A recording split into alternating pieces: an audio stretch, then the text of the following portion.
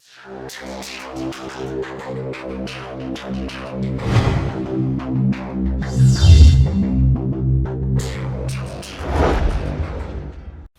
2025년 1월 19일 이정훈입니다. 다 아시다시피 윤석열 대통령은 구속됐습니다. 그리고 경호처장 대행을 하던 경호실 김성훈 차장은 구속이 되지 않고 석방이 됐습니다. 그리고 이제 서부법원에 난입했던 윤석열 지지자들을 강하게 처벌하겠다라는 경고가 쏟아지고 있습니다. 향후 정국은 어떻게 갈까요? 그리고 또 하나 놀라운 거는 이재명 주식시장에서의 이재명 주식이 10%포인트 빠졌습니다. 그리고 아시아투데이가 보도한 거에 따르면 윤석열 대통령 지지율이 50% 나왔다. 이재명을 앞질렀다. 복잡한 정치 상황이 벌어지고 있습니다. 사법부에서는 서부법원에 들어온 시위자들을 엄벌을 쳐야 된다라고 협박을 하고 있습니다. 이제 앞으로 어떻게 될까요? 이거 어떻게 합니까? 아무도 모르죠. 그럼 누가 이기느냐? 사랑 많이 받는 사람이 이깁니다. 흰 늑대와 검은 늑대가 싸우면 누가 이기냐라는 질문이 나올 때 주인이 밥 많이 주고 격려한 늑대가 이깁니다. 시커매서 검은 늑대가 이기는 게 꼭 아닙니다. 결국은 지금 윤석열 대통령 구속된 거는요, 정치 게임입니다. 이재명 민주당 대표가 자유롭게 돌아다니는 것도 정치 게임의 결과. 그 정치 게임에서는 누가 이기느냐, 국민의 지지를 누가 더 많이 받느냐, 그리고 누가 더 절박하느냐의 문제입니다. 이재명 대표도 절박했죠. 5개의 재판을 받고 있고 11개의 법률 위반으로 기소되어 있으니까 절박했습니다. 윤 대통령은 뭐 법을 다뤄온 사람이니까는 범법자는 아니었는데 정치적 문제를 풀기 위해서 계엄령을 했다가 한순간에 나라고 떨어졌습니다. 절박하게 됐죠. 결국은 저는 지금의 사태는 궁죽통, 누가 더 공공한 상태냐, 공공한 상태에서 어떻게 돌파하려고 노력하느냐, 이 궁죽통의 문제가 관건이 될 것이다. 그리고 뭐 사법부하고 경찰에서 서부지원 기물을 부순 사람들에 대해서 엄벌에 처하겠다 그러는데, 그들이 과거 좌파들이 이런 행동을 했을 때 어떤 반응을 보였는지 보시면은 판단이 좀 될 겁니다. 그때는 뭐 쉬쉬하고 넘어가고 그랬었는데, 이 자꾸 뭔가 억누르고 하려고 하는 게 보이죠. 한 방향으로 가려고 하는 게 보입니다. 여기에 대해서 국민들이 저항권을 행사하고 나온다면은 또 그들은 어떤 태도를 보일지. 지금 이제 서서히 축이 반윤 쪽으로도 유리한 쪽으로 가는 것 같으니까 저러는데, 지금 뭐 골든크로스가 나타나면서 윤석열 대통령 지지율이 50%까지 나왔다라고 하게 되면 주춤주춤하게 될 겁니다. 정치 게임입니다. 윤 대통령이 제가 봤을 때는 지난 2년 동안 절박하지 않았어요. 박정희라는 사람은 그 구미에 가서 보게 되면, 박정희 기념관 가보게 되면 20몇 살 때부터 혁명을 노래하면서 조국을 어떻게 바꿔보겠다는 그림을 그렸지 않습니까? 그리고 전두환이라는 사람은, 그 사람은 뭐 자기가 정치를 하겠다는 꿈이 없었잖아요. 근데 육군사관학교가 지금은 안 그렇지만은 계속 국가 전체 차원에서의 교육을 했습니다.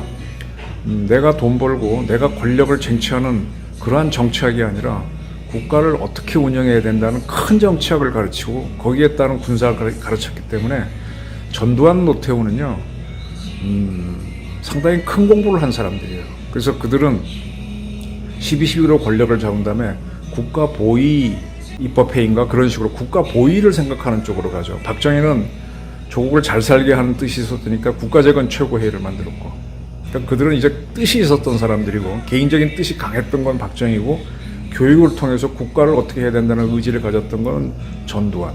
그리고 이승만 대통령은 오매불망 조국에 독립하고 그다음에 조국의 발전을 꿈꿨던 사람 아닙니까? 그래서 그런 의지가 강한 사람이었는데, 윤석열이라고 하는 사람은 그렇게 국가를 어떻게 하겠다는 그림을 그리지 않고 국가가 있는 틀 안에서 법을 집행하는 것 정도, 그다음에 그 속에서의, 지금까지 쭉 만나보게 되면 윤석열은 어떤 사람이냐, 착한 꼰대다라는 얘기를 많이 해요.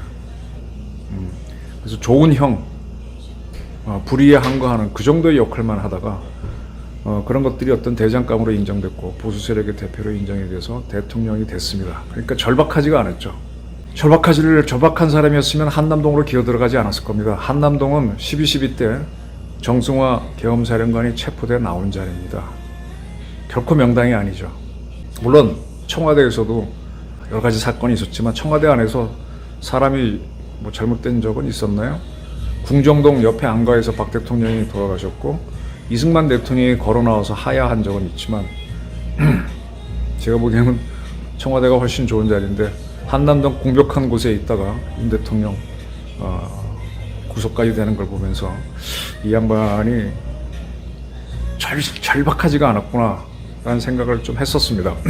근데 이번에 이제 정치를 한 2년 이상 하다 보니까 이건 아니구나. 대한민국이 돌아가려면 안보가 얼마나 중요하고 그래서 그 양반이 했던 것 중에 하나가 일본하고의 관계를 하루아침에 바꿔버렸죠.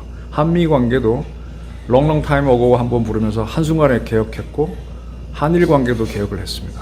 이런 것들이 이제 좌파한테는 엄청난 충격이었던 거고 그래서 저항이 격렬해지다가 그러면 이제 더 절박하게 했어야 되는데 거기서 못 나갔죠. 그러니까 결론적으로는 12.3 계엄이라고 하는 수를 썼다가 엉켜버렸죠.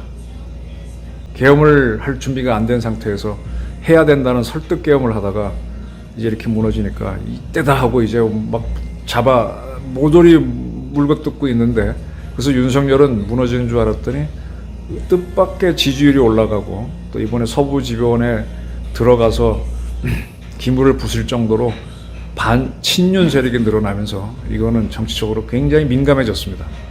저는 궁죽통, 박정희도 이럴 수도 없고 저럴 수도 없을 때 5.16을 했었고 전두환도 이럴 수도 저럴 수도 없을 때 12.12를 했었고 이승만도 이럴 수도 저럴 수도 없을 때 6.25 전쟁에서 승리를 이끌었고 조국을 자유민주주의로 만들었습니다. 여러분들 한번 기회가 된다면 작년 8월 15일 날 윤석열 대통령 8.15 기념사를 한번 보십시오. 계속 자유민주주의에 의한 통일을 이야기합니다. 그런 것들이 굉장히 강화되면서 반윤 정서가 생겼던 거가 맞습니다. 이 절박함. 근데 더 절박했어야 되죠. 박정희나 전두환, 이승만 대통령 굉장히 절박하게 했는데 윤 대통령은 그게 좀 부족했고 주변 사람들도 그런 절박함이 없었던 것 같습니다. 그러나 12.3 계엄 실패, 그다음에 12월 14일 날 탄핵이 되고 또 오늘부로 구속이 되면서 이제 그 설득에 동조하는 사람들이 늘어났다고 저는 봅니다. 윤 대통령 지지율이 올라가고 있고 50%까지 갔으면 더 이상 올라가기는 어려울 거예요. 조금 더 전진할 수 있겠지만 그 반대 지역 정서도 있고 하니까. 근데 한 30%만 지지율 가져도 절대 정치적으로 무시할 수가 없습니다. 근데 40%, 50%까지 갔다. 이런 세력을 제거한다. 그런 사람에게 동조했던 사람들이 어떤 행동을 했다고 해서 사법적으로 처리한다. 상당한 반발을 일으킬 수 있습니다.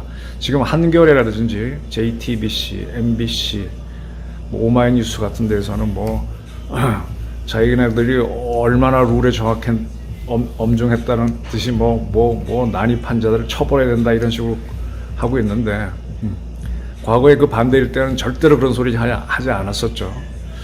자, 저는 이제 궁죽통이 해법일 거라고 봅니다.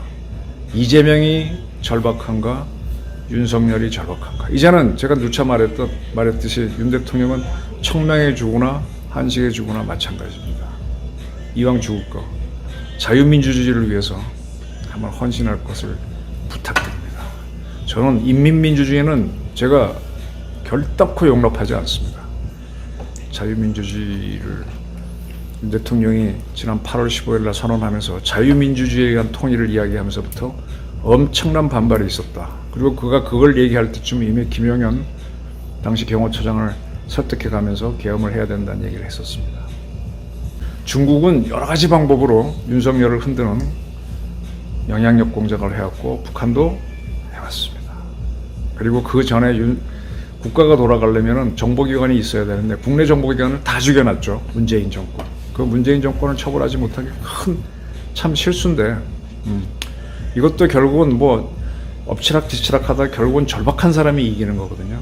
저는 궁죽통에 몰린 자유민주주의가 일어날 수 있느냐 없느냐, 이거는 윤석열 대통령 개인의 의지와 더불어 그의 노선을 지지하는 시청자 여러분들이 동참해 줄 수 있느냐, 그 문제인 것 같습니다. 이까지 사마불가까지 일궈놓은 이 조국을 인민민주주의 나락으로 떨어뜨릴 때 동참할 것이냐, 아니면 그건 아니다 하고 나설 것이냐, 거기에 따라서 2025년 봄 한국 정치는 향방이 결정된 겁니다. 아직까지는 인민민주주의가 이긴 게 아닙니다. 감사합니다.